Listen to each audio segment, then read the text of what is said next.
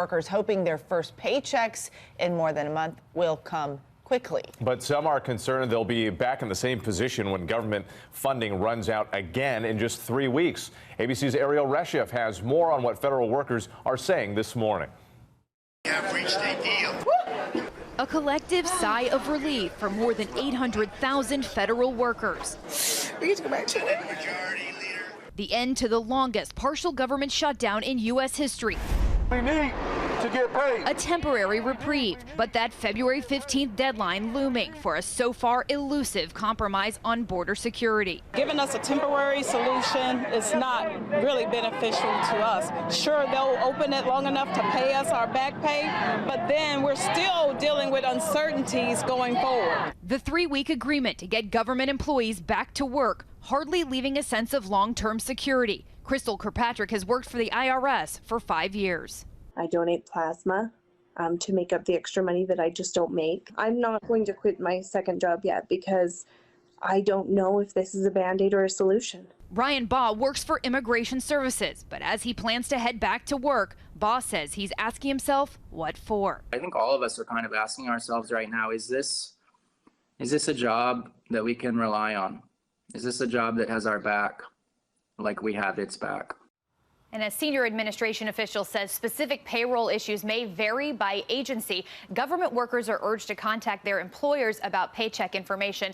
Dan, federal employees should receive back pay, but contractors paid by private companies to work for the government may not. That's really painful, and it's so poignant to hear that one federal employee wondering aloud whether this is a job he can count on. Ariel Reshef, thank you. Let's bring in ABC's Matthew Dowd, who's our chief political analyst. He joins us from Texas this morning. Matthew, do these federal workers have reason to be concerned about another shutdown coming up in just a few weeks? Given how much heat the president took for this one, do you think he'd be willing to pull the trigger again?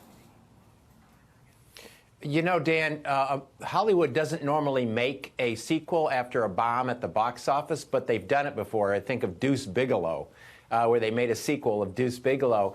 I think the president it would be a good thing if he took some time of self-reflection in this and realize that doing it again is not going to help him. But with this president, you never know what he's going to do and whether or not he'll step in it one more time. You left out Benji the Hunted. That was one of my favorites. Politically, are there clear winners and losers in this story, in your view? Absolutely. It could be more crystal clear. First, on the loser, the big loser in this is the president. First of all, he shut the government down, putting 800,000 workers without getting paid. His poll numbers dropped. He united the Democrats. And so I think in this, the big loser is the president. The big winner, obviously, the 800,000 workers who are going to get paid now, but also Nancy Pelosi. She's established herself as a dominant force. And I think a big winner in this broadly is the fact that people now look at this and understand government matters. The services that government provides matters. When you don't have them, things in the country begin to go awry. So I think Nancy Pelosi and actually the institutions of government are the winners in this. Matthew Dowd joining us from Texas. Matthew, thank you very much. And what was that statistic we were talking about? Well, the fact that $6 billion, it was estimated now, has been lost because of the government shutdown, and the president wanted $5.7 billion. We were just wondering whether or not, which side would benefit from that stat line the most, promoting that. Yeah. Probably nobody. Exactly. Yeah. That's where we are right now.